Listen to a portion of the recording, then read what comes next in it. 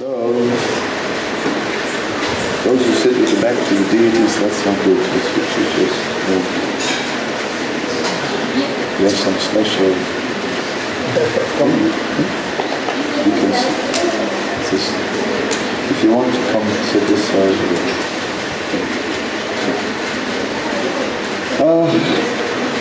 So we are in Anjanoka. Anjan, we know it from the word premanjan, right? Or Anjan means ointment, the ointment of love, premanjan. So Anjan is also known as kajal, right? It is that blackish eyeliner that goes around the eyes, Krishna has, and also the gopis have. As we came into the village, there was a young girl, she had kajal. And so, one time in this place, Radharani was getting dressed, and just then, as she was applying the Anjan or the kajal, at that time, Krishna played his flute. And immediately she dropped everything and just left home. And as she left, then she met up with Krishna here, in this place. So Krishna looked and he saw, and he said, what happened? What happened? So then the Sakis, they explained that, the flute, it can do strange things to people, at times. And so she just left everything. And as a result, there's only half finished. So then Krishna finished it.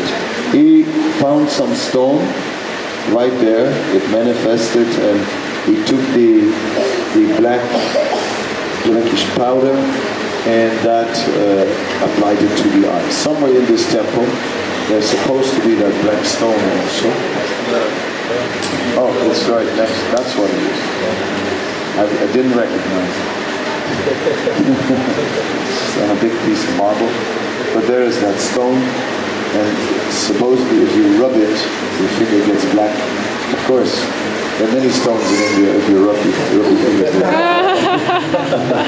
But in this case, it's Anjan.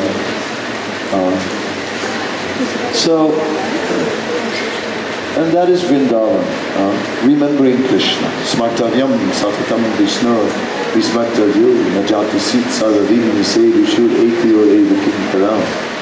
is spontaneous, spontaneous remembrance of Krishna, and just never forgetting it. So, in that way, it is so nice that all these things are remembered, and all these places are here for us. And now, just oops. Come on.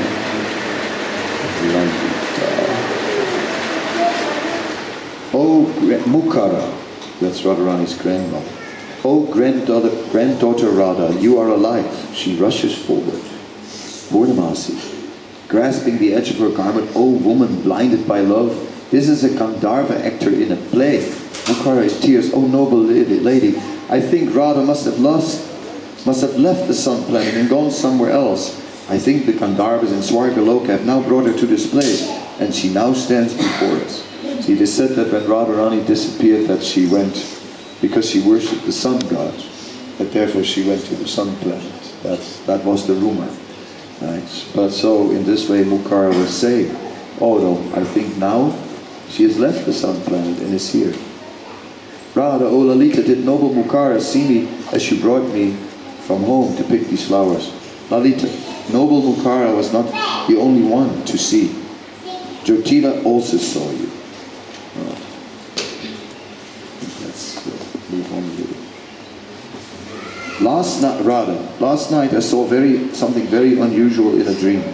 What was it? Radha, you were picking flowers in the grove of clove vines when a Vrindavan Vasi, who walked like a mad elephant, suddenly put his hand in yours and struggled to escape. He bit your flower lips and pushed his lotus head, which seemed to be Cupid's sharp elephant goad, on your left bunch of flowers. Anyway, we want to go a little further. We are still in it's just the first part. It's all happening in Vrindavan, which is what I'm not looking for. And I wanted to go to the part where they're in Dwarka.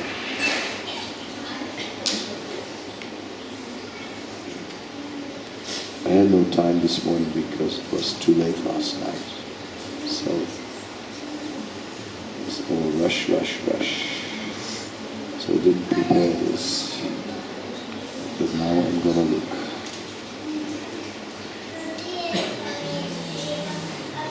So there is a situation where they are in Dwarka. The queens are in Dwarka. Rukmini is Chandravali, and she is senior. So she doesn't like it very much when Krishna is spending time with Satyabhama. And so she's always appearing, and then they have to quickly break up the meeting. Oh, Rukmini is coming. And in this way, it is very similar to Vrindavan. The same mood is there, the same mood of stolen moments. So at one point, they are arranged, because they are in separation from Vrindavan, they arrange an imitation Vrindavan. And then they are there. So there is one gopi who is making all the arrangements, Vrinda Devi, but now it is Nava Vrinda, the new Vrinda. So Nava Vrinda, look, thinking the Lord's service their first duty, the bumblebees leave the great regal elephant, Kuvalayadipa, who fed them with a flood of dawn and worshipped Krishna's flower gardens. Look, although the dark rain cloud of Krishna removes the painful heat of the summer's day, it also frightens the swans that are the wrestlers of Kamsa. Although this cloud brings life to the entire world, it doesn't bring any good to Kamsa. Rather, who is this person, Krishna dragged by the hair from the throne? Nava Vrinda. He's a wicked king, Rama. Oh, this pleases me very much. This is very good. Krishna, there are no longer any shadows. The first part of the evening must be over. Let us go to the shore of the Yamuna. Krishna, nearby is the pedestal where my statue stood, and near that is the forest cottage between a mango tree and tamal tree. That cottage is the ideal for our pastimes. Reflected in the water of the Yamuna, in the shore paved with rubies, and in the Kastuba jewel, your face, O moon-faced girl, has made a host of moons suddenly appear in this forest place. Chandravali, Madhavi, I'm overwhelmed by the suffering of being separated from Krishna. Now I've entered Vrindavan forest. All I can do now is gaze at the sapphire statue of Krishna. I have no other recourse. Madhavi, Princess, I've heard although Lord Krishna began his journey at an auspicious moment, he has not yet left this planet for Brahmaloka. He's still here, somewhere in this place. Chandravali, friend, you speak the truth. His fragrance is here. He must be here. Krishna approaching the entrance to the forest grove. Beloved, come quickly. In a moment, we will take the happiness of rest. Nava Vrinda, why is Radha suddenly overcome by the jealous anger of love? She knits her eyebrows, bows her head, and hides behind this mango tree. Chandravali, eagerly craning her neck. Look, my noble husband is at the door of this forest cottage. Krishna, in this garden, I will now enjoy pastimes without any fear. Queen Rukmini, the daughter of King Vidarbha, is far away in Dwarka city. Chandravali, Madhavi, he must have seen me. He said Rukmini, the daughter, the king of Vidarbha. Madhavi, you're hiding in the vines. How can he see you? He yearns to be with you. At this moment, he must be gazing at you in a meditative trance. Slip up to him unobserved. Surprise him and give him some happiness. Krishna, it is not proper that this splendid golden necklace rests like a new vine around my neck and heart. It is not proper that restless, virtuous, golden complexioned girl rests like a golden vine around my neck and heart.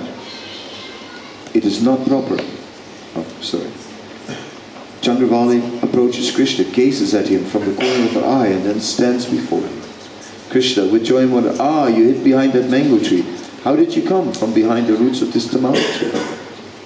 Chandravali sees the face of Navavrinda and becomes frightened. Navavrinda, my lord, Queen Rukmini is now standing before you.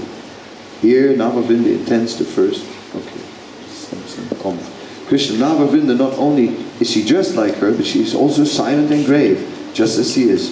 Chandravali, these words make me very suspicious. Krishna, look, to me, why does Satyabhama? Chandravali said in a low voice, ah, now I know the depth of his love. Krishna looks at her and then says to himself, oh, this is Queen Rukmini. Is it? I will try to cover what I said. Why is the chaste and gentle-hearted Rukmini displeased with me now? Unaware of the reason, my heart is filled with pain. Chandravali, Madhavi, where are you? Madhavi, here I am. Krishna, frightened. O young mango tree, please spread your body very wide so Rukmini will not see the beautiful girl behind you. Madhavi, princess, look at your double at the root of this mango tree. Chandravali looks with crooked eyes. You are right. She bows her head. Krishna, my friend, the mango tree doesn't help. So be it. I will enlist deception into my cause. The moon in the sky is embarrassed when he sees your face. When I see you are wilting before me, I become wrecked with pain. You are more dear to me than my own life. Madhavi, my lord, you should know it's not proper for you to speak to this girl with these soft words of love. After all, she's not Satyabhama. My lord, you should know it is not proper for you to speak to this girl with soft words of love. After all, this girl is not real. Krishna, well done, Madhavi, well done. You have now dispelled the fear in my heart. This Queen Rukmini is merely an illusion created by the magician Navavrinda. The real girl is sitting at the root of this mango tree. Washed by the flood of the nectar of kindness in your heart, you've left the place and come here of your own accord. O Rukmini, O daughter of the king of Kundina, why so suddenly and for no reason have you become angry with me? Navavrinda, my lord, Queen Rukmini stands by Madhavi's side. She's not an illusion. She's the friend of Rukmini. Her name is Satyabhama. Krishna, ah, how great are the flooding streams of Queen Rukmini's kindness. She's so kind, she gives to her friend the nectar of possessing a form as beautiful as her own. I'm bewildered to see such kindness. Chandravali, with a sarcastic smile, Madhavi, as I gaze at Lord Krishna's lips dark as black mascara, splendidly red as newly blossomed flower, beautiful as bimbo fruit, I become filled with joy. Queen Rukmini, don't be so suspicious. My lips are blackened from smelling black musk from Govardhan Hill. Chandravali, my lord, I've carefully studied this subject since early childhood. Why take so much trouble to teach me? Madhavi, princess, the time for worshipping the demigods is now passing. We must go. Please ask the king of Dwarka to forgive us for leaving soon. Krishna, Madhavi, you are strange. Although your heart is free from guile, your actions are not at all like those of a respectable girl. It is a little confusing because we just are in the middle of the play and missing all the context, and but you're getting a little bit of the gist that there is some serious competition going on, and that Krishna is obliged to Rukmini, and as soon as he speaks to Rukmini, he speaks in a more formal language. He speaks, "Oh my queen," and so on. Whereas when he speaks to Satyabhama, he speaks in a different way, because he sees her as Radharani, and he is speaking to her in an informal way. But the same with Chandravali, who Krishna is only, is somehow or other, it is a strange relationship with Chandravali, because there is genuine love and genuine devotion, and Krishna is reciprocating. Krishna is reciprocating the love of every devotee, and yet it looks like he's only going to Chandravali to make Radharani jealous. And that's like, you go like, isn't that unfair to Chandravali? Isn't that outright mean? That how can that be pastimes of the spiritual world? So it is a little bewildering in this way. But we appreciate that that is not the case. That is not the case. Krishna is also, sometimes he is meeting with Chandravali. He is also creating jealousy in Chandravali. And Krishna is not exclusive, the lover of one, although he is obviously the most attracted to Srimati Radharani. But he is attracted to all, and somehow or other increasing the love of all. And so when we see moments that pastimes where it is described that Krishna is simply using Chandravali to increase the love of Radharani, then that's only one aspect of the whole thing. If we look a little deeper, he's also satisfying Chandravali. Sometimes you find descriptions that Krishna is uniting with Srimati Radharani. But then later, also with all the maid servants and everyone who were present, Krishna just in the end performs his pastimes with all the gopis. Because ultimately, Krishna has a personal relationship with every devotee. Let's see if we can find more stuff. Otherwise, I'll let this go because I didn't prepare it and I got caught out. But I did have something. No, not this. And maybe here at the bottom.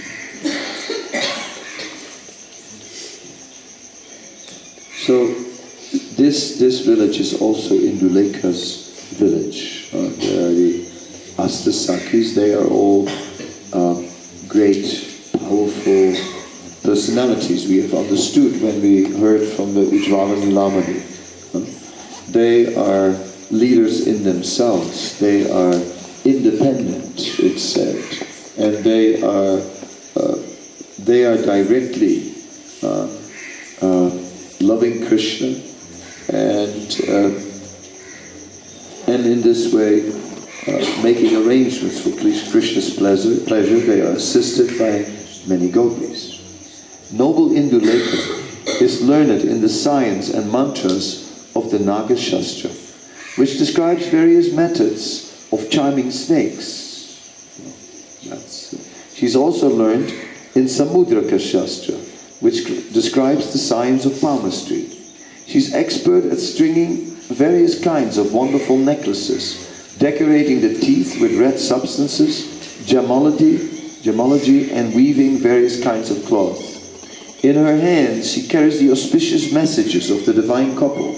In this way, she creates the good fortune of Radha and Krishna by creating their mutual love and attraction.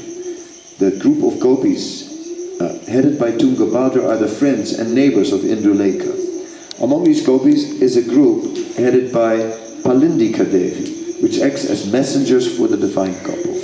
Induleka is fully aware of the confidential secrets of the divine couple. Some of her friends are engaged in providing ornaments for the divine couple. Others provide exquisite garments, and others guide the divine couple's treasury. Induleka is thus the leader of all the gopis engaged in these services in the various parts of Vrindavan. So this is the Radha Krishna Kannada's Deepika from Rupa Goswami, and there Rupa Goswami describes in detail the Astasakis and all the principal gopis, who they are, and so on. He describes also the coward boyfriends of Krishna. He describes the elders. He describes the pets of Krishna and Radharani. So in this way, we are getting And the book is very much centering around the Astasaki. And I wanted to do a little more on that. Bear with me.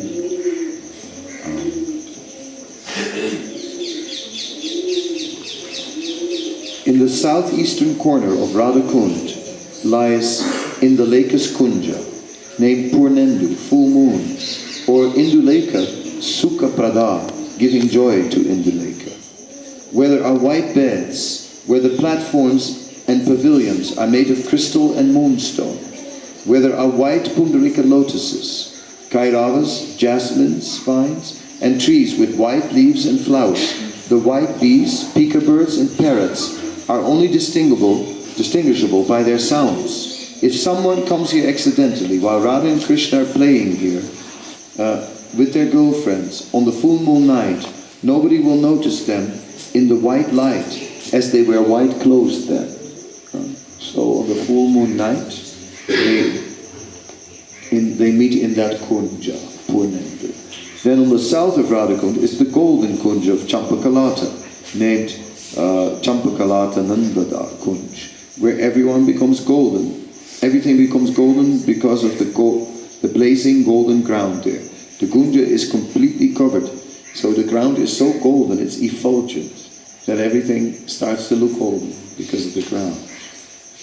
And it's completely covered by golden vines and trees. The lotus flowers, the vines, flowers, trees and pavilions, swings, bees and birds on the golden yards and platforms are all golden.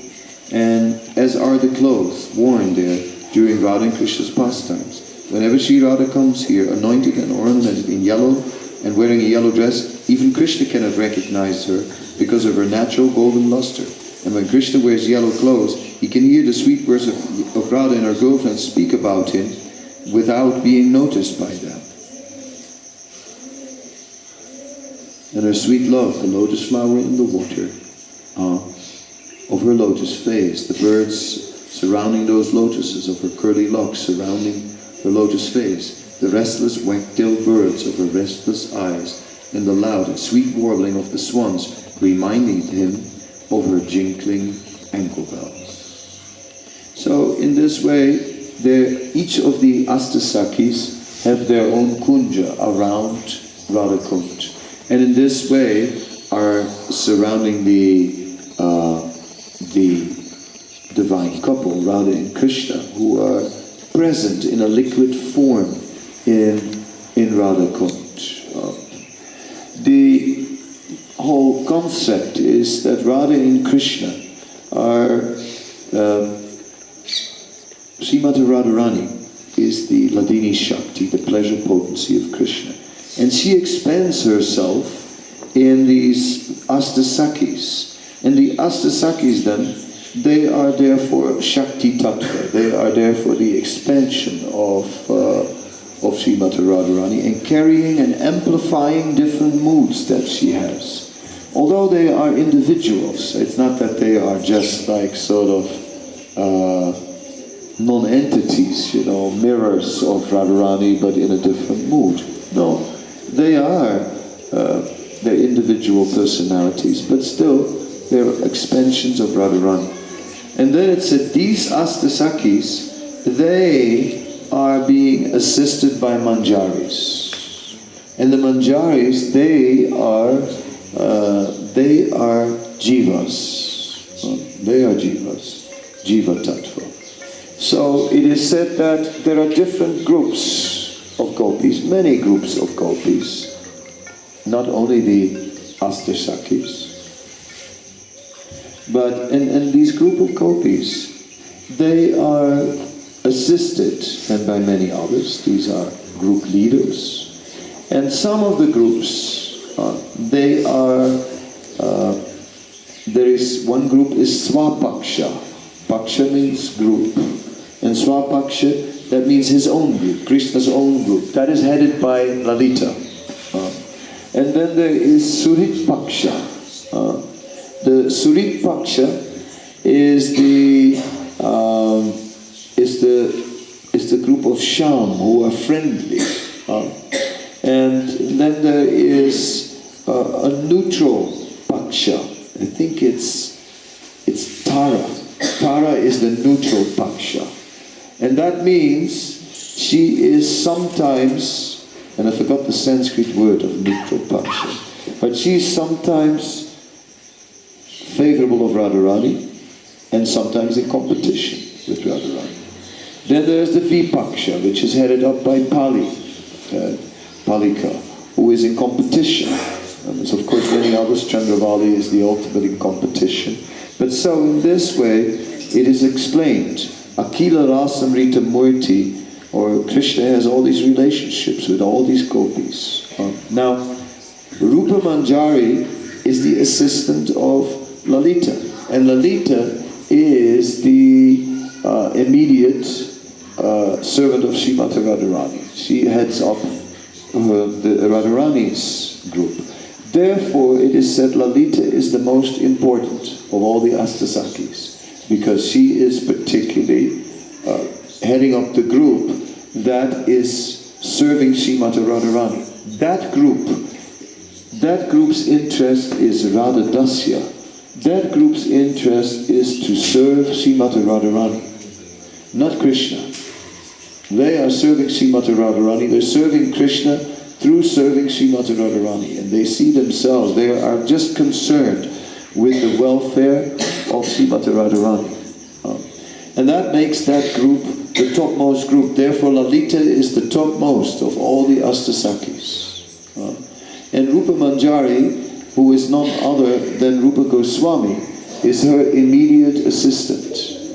And therefore, when we say that we are Rupa Nugas, then Raghunadas Goswami explains that means that we are in the line of Radha Dasya.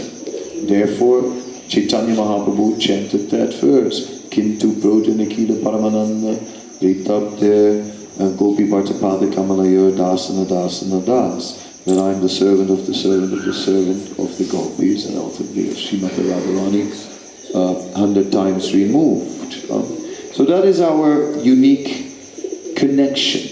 And therefore we are learning particularly that Madbhakta Pujabhyadika, to serve the devotee.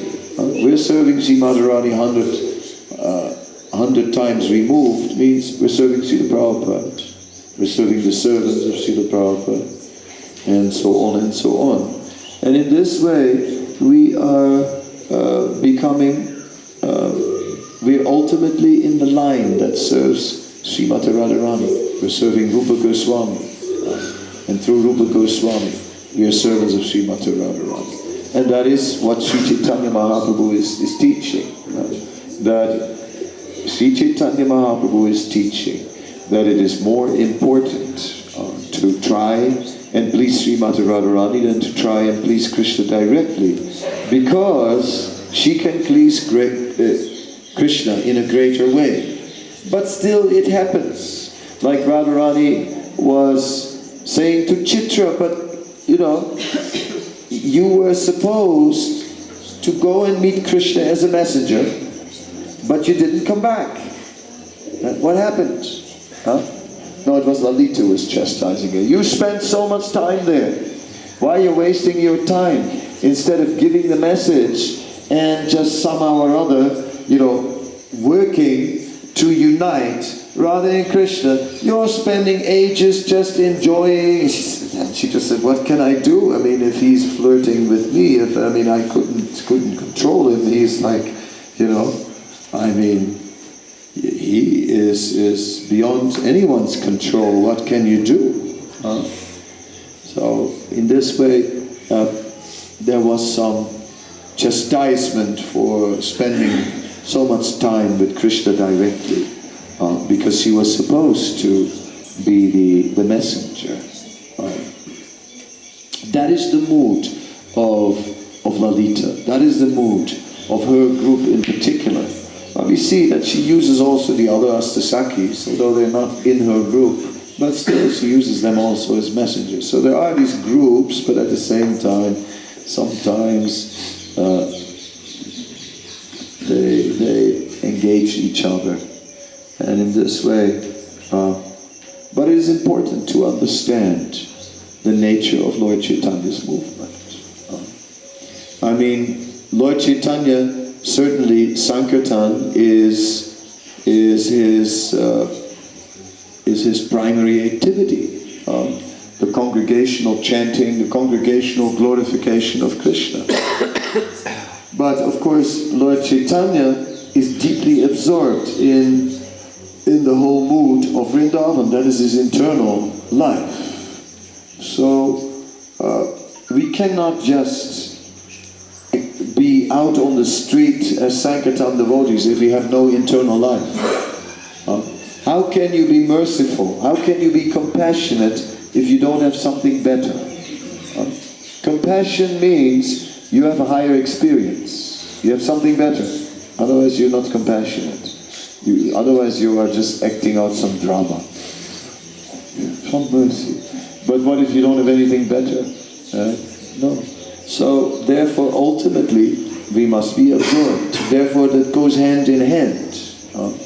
Being out there and preaching Krishna consciousness at the same time brings us here to Vrindavan, where we then, on a rare occasion, are now entering a little bit into the meditation of Krishna's pastimes with the gopis and the sakis. And then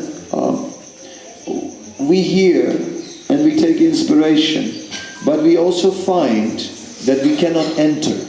We cannot fully enter because we do not have the same depth of love. Then we turn back to Lord Chaitanya. Then we turn back to Harinam Sankirtan. And then, as we are glorifying Krishna throughout the three worlds, as we're everywhere glorifying Krishna, that awakens something in us. And again, we come back to Vrindavan. And again, we come back to Radha and Krishna and their pastimes. And in this way, it's alternating.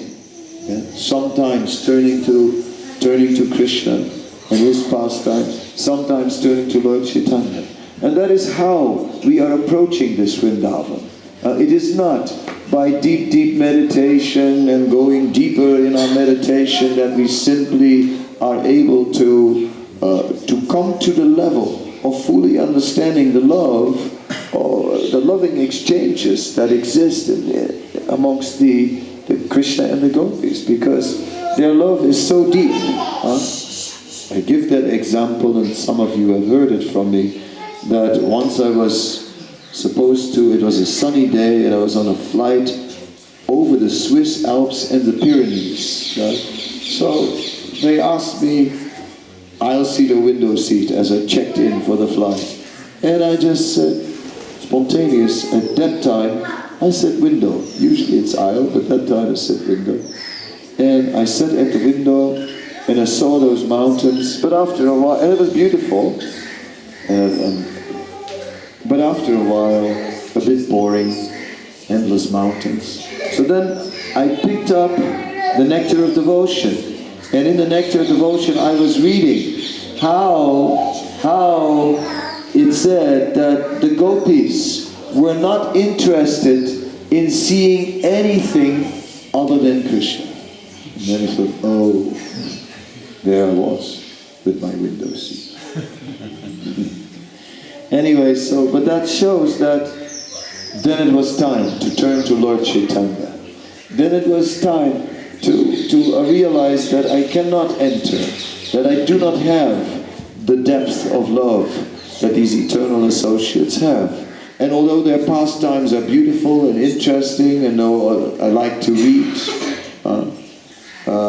about it, I mean, it's absolutely interesting to read a little bit about what Radha Kund really looks like on the spiritual platform with those kunjas and how it all works, and how Indulekha's Kund is particularly meant for the full moon, and everything is white and everything is set up for that, and Champaglata's Kund is golden, and that's all, and it glows from the golden floor and everything, and everyone starts to look golden. That's very interesting, because I don't see that when I go to Radha Kund. I don't see that with my own eyes. I only hear about that And as I hear about that, I am not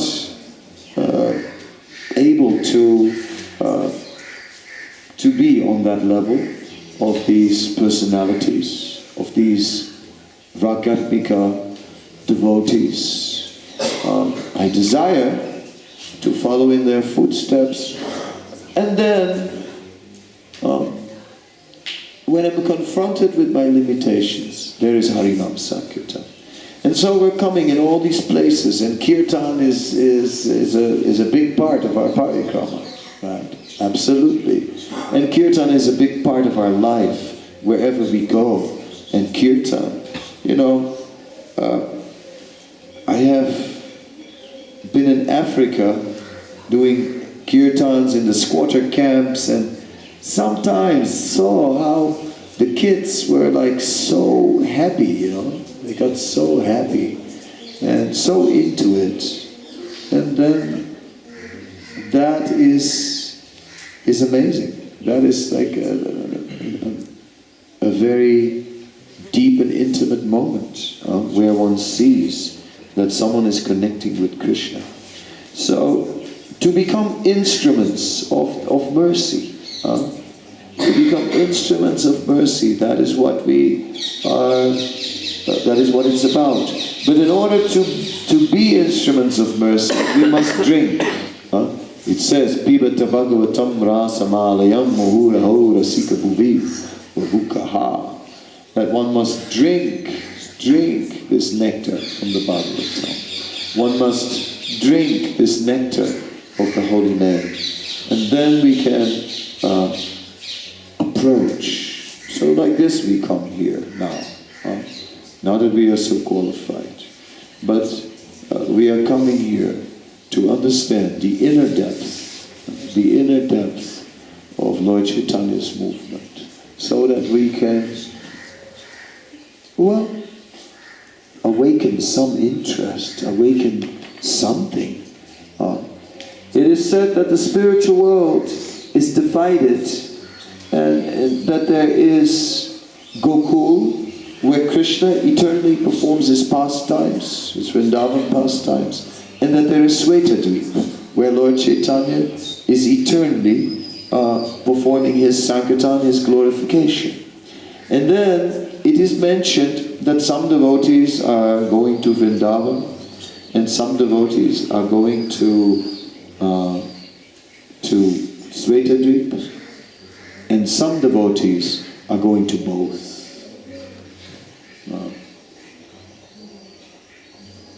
I like that one. I'm greedy. I'm always greedy, so I want both. Sounds good to me. So I got my eyes on both. The eternal kirtan forever, and then the pastimes of Radha and Krishna and the gopis. Any questions? Maharaj, what was the name of this Lalita's group? You mentioned some name. No, I said Swapaksha means Radharani's own group. Yeah. And then Suripaksha was Sham, that was the group who is friendly. So Paksha just means group. Oh. Swapaksha means literally translated own group. So it's not like a name, it's just Swapaksha. Yeah.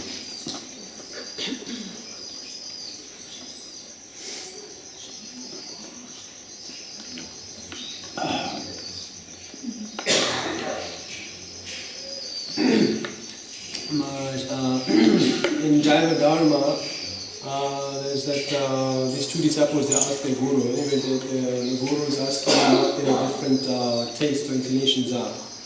And the one... Rajanath and Vijay, his uncle. So I think it's Rajanath. He says that when he's reading Krishna pastimes, then he's feeling attracted toward like Lalita's mood and so on. And then the Babaji says, oh, very nice, you are Manjari. And then... That's Vijay. It's Vijay, right? Okay. So my question is that he says that he is attracted to Lalita's mood. And then the Babaji says, yes, you are a manjari, like that, and then of course giving him sadhana. Why isn't it supposed to be that then he's supposed to follow Rupa Manjari to be a manjari?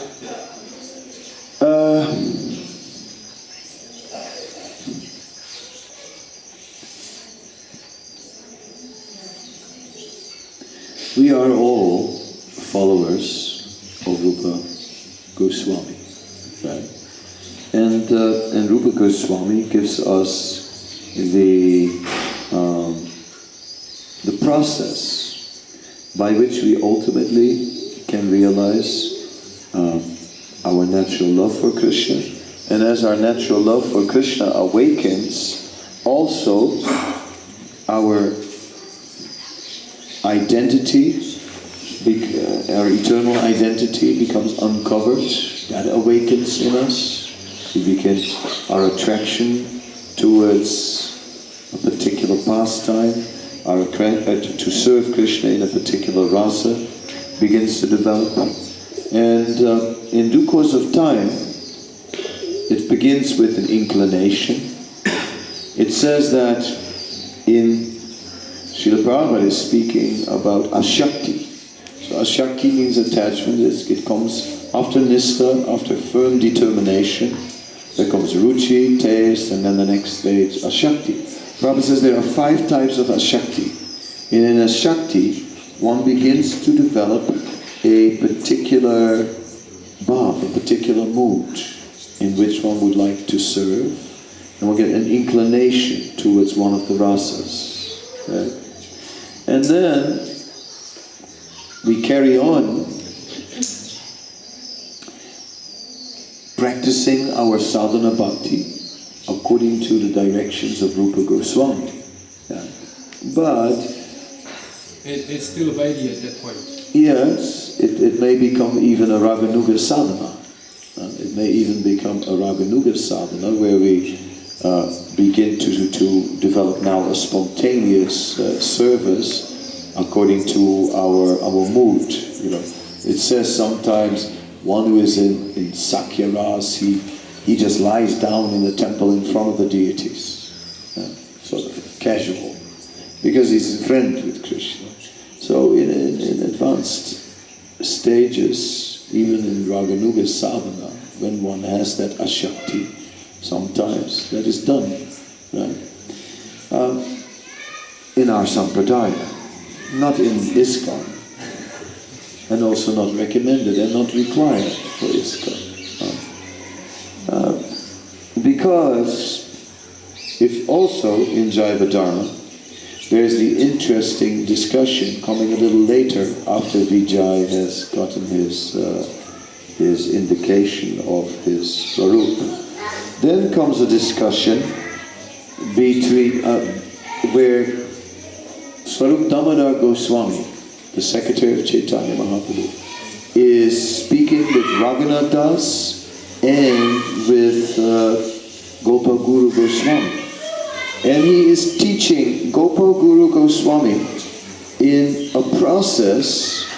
He's teaching both of them Antaranga Seva.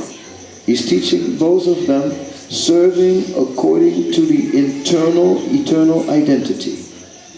And he's teaching Raghunath Das the process of automatic revelation, and he's teaching Gopal Guru Goswami the process of conscious cultivation. Then Gopal Guru Goswami, he takes that to his disciple, Janachandra Goswami. And then Janachandra Goswami, he writes a book about that. The Gauranga... There you go, it's a long name, Gaura Govinda Archana Smarana Parvati.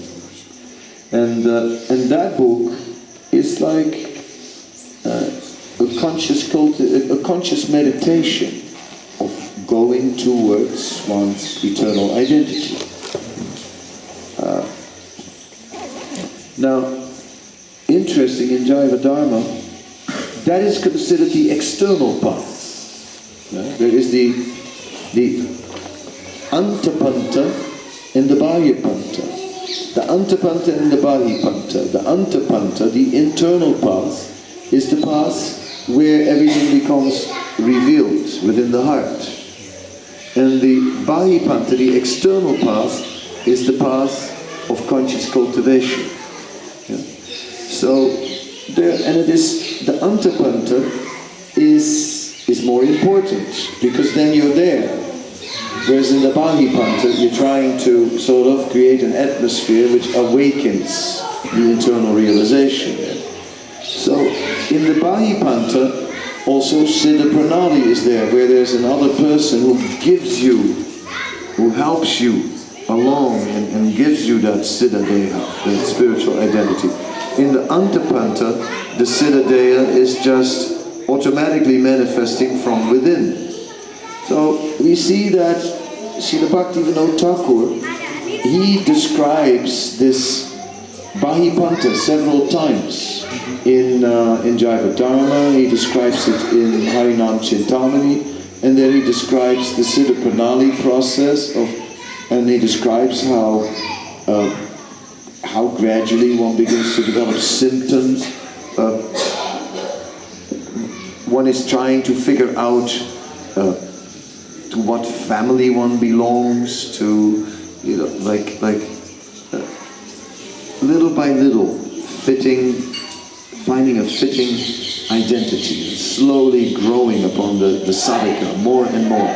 Right? And we see that Srila Bhaktisiddhanta doesn't get into it at all.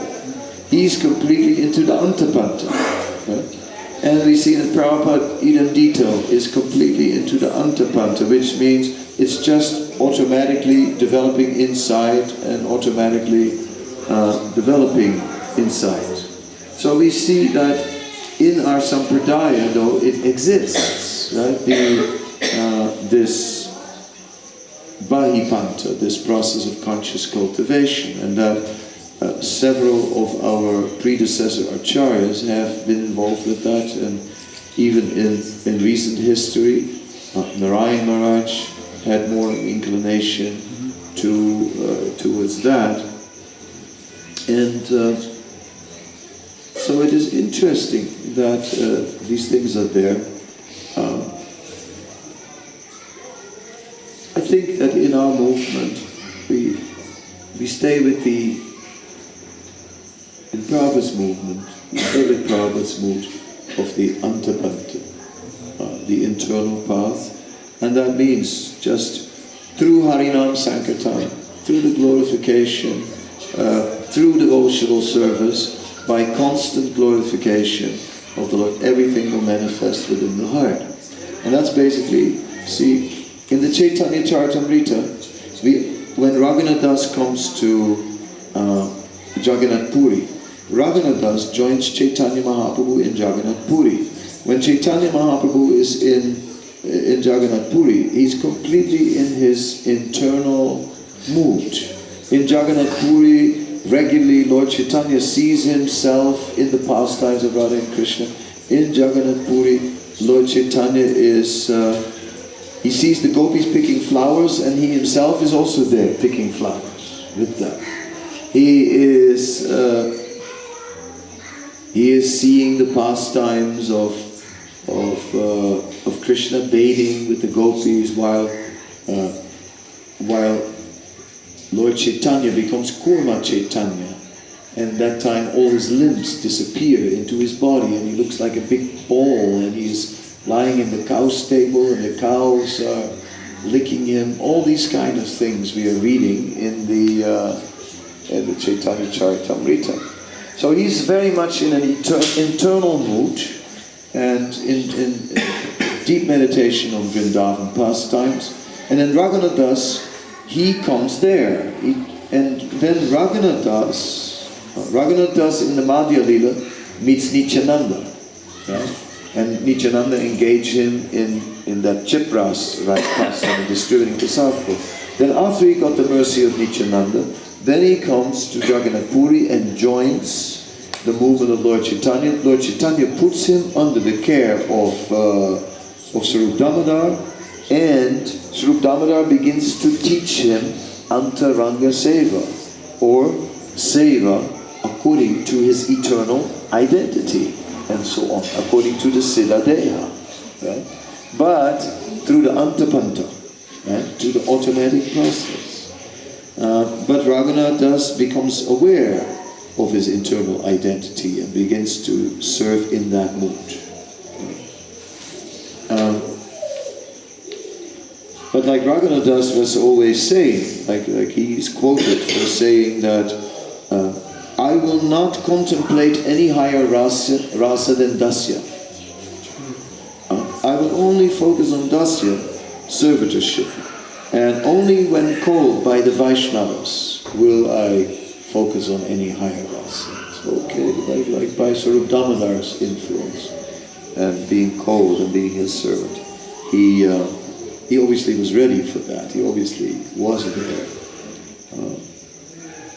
Anyway, so when you spoke about a certain person getting like a Siddha Pranali type of experience where some Vaishnava is revealing an identity, it's not that at that stage he necessarily has to go to Rupa Manjari. Also, our movement may absorb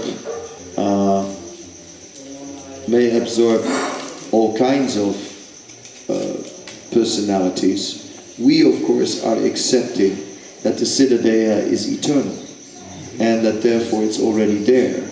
And Srila Prabhupada is saying, Nicha Siddha Krishna Prem Sadhika Bunai Shravanadi Sudha Chitta Karya Udaya.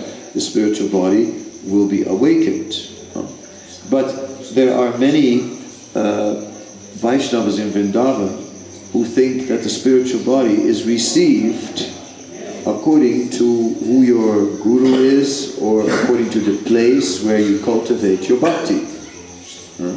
So you wouldn't, if you want Madhurya Ras, then you go to places related to Madhurya Ras. Otherwise you go to places like Brahmandagat, you may get a ras that you don't really want, right? It's Sakya Ras or Vatsalya Ras. So, but everyone in this movement is awakening their original spiritual identity. Now, in the conversations, Hansadutta approaches Prabhupada and says to Prabhupada, he says, but can you change your swarup? Can you change it?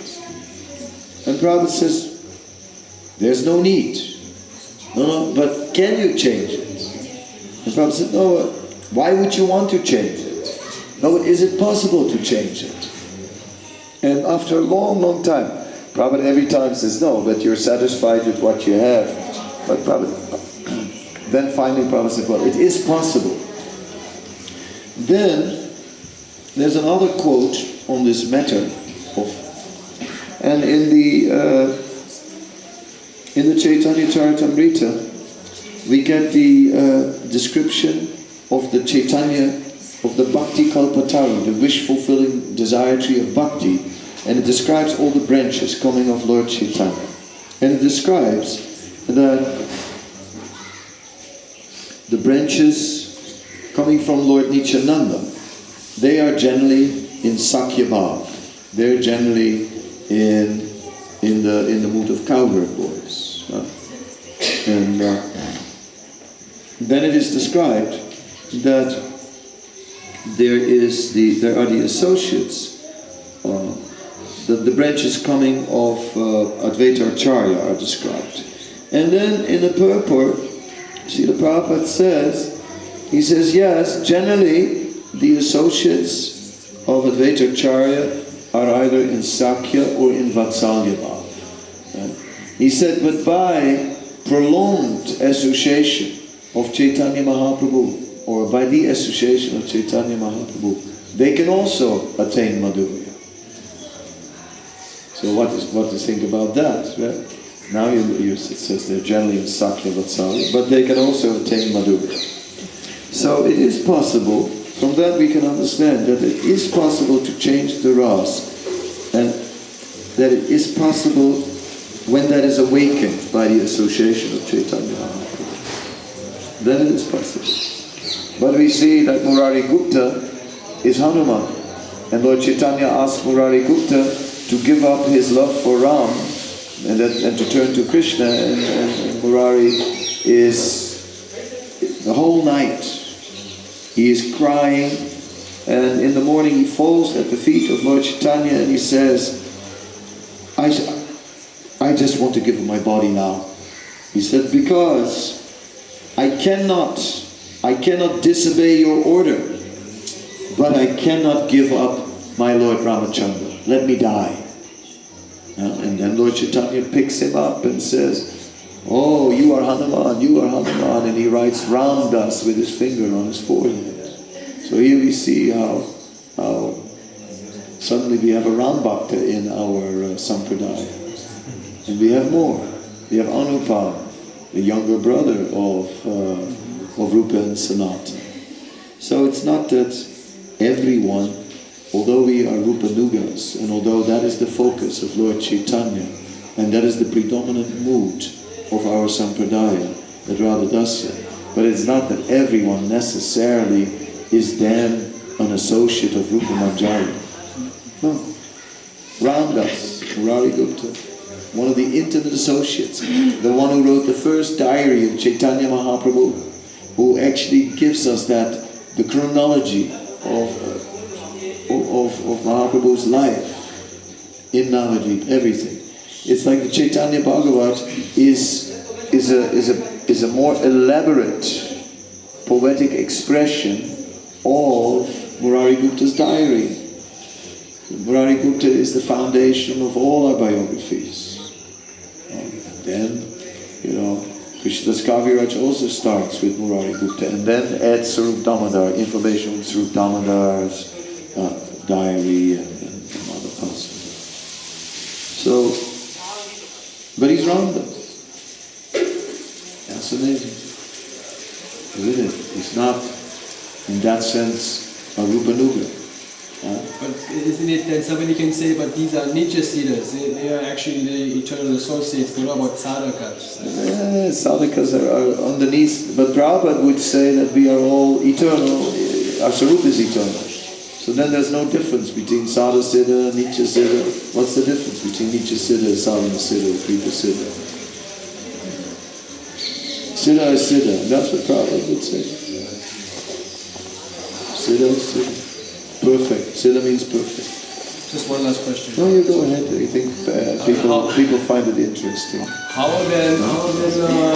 do you reconcile? I see some people like thinking, what's all this? How do you reconcile these? I mean, in ISKCON, back to Godhead, I think for most people means Golok Vrindavan. Everybody wants to be with Krishna.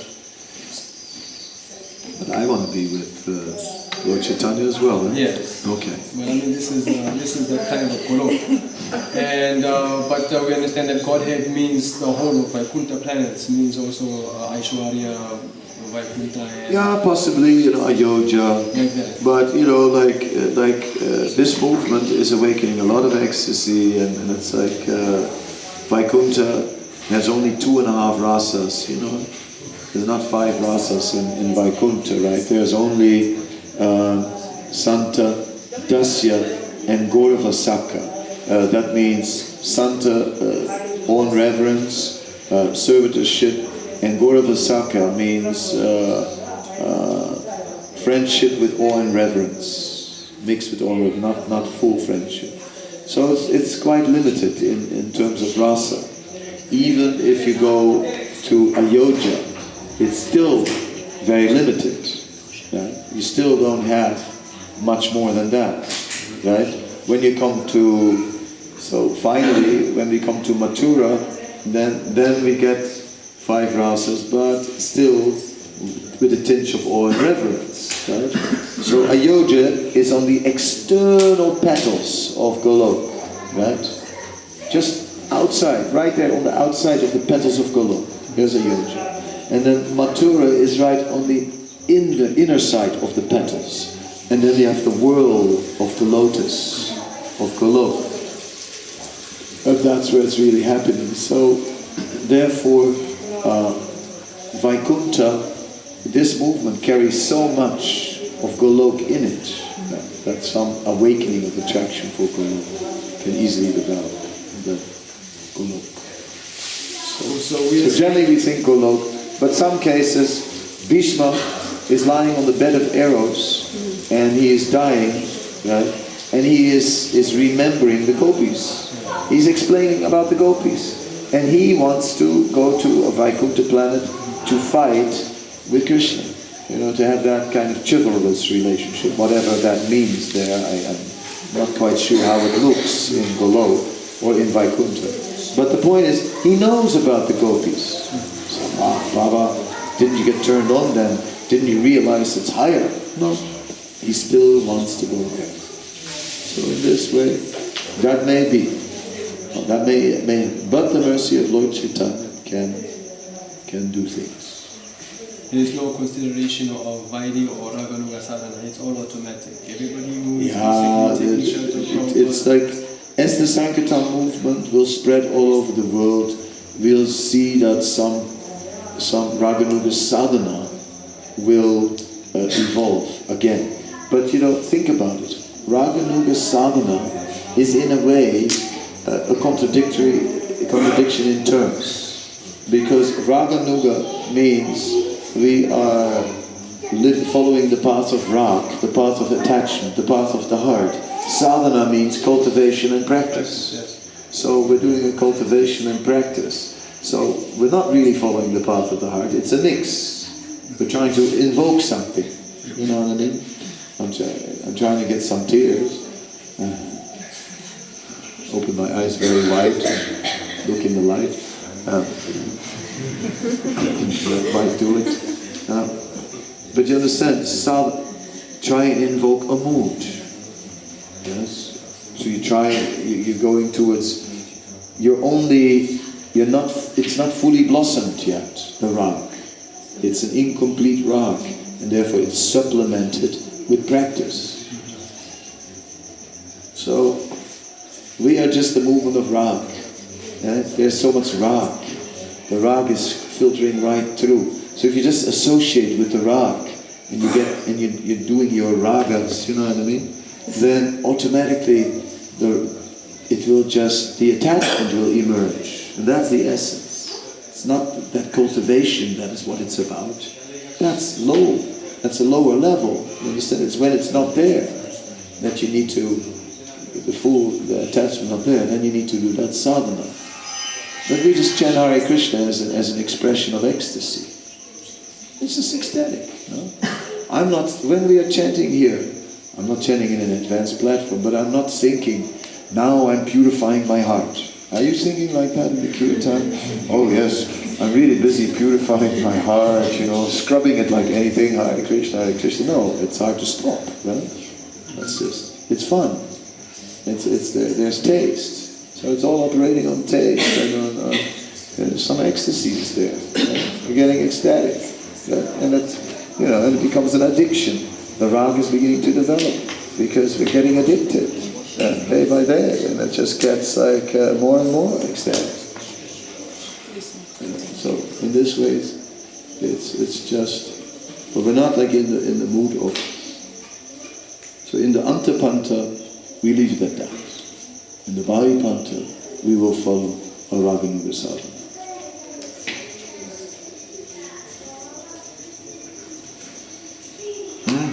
Boy, oh boy. That was philosophy. Anyway, also interesting, I guess. So we just have a little sweet at the end of all this salty, because philosophy is more salty. It's just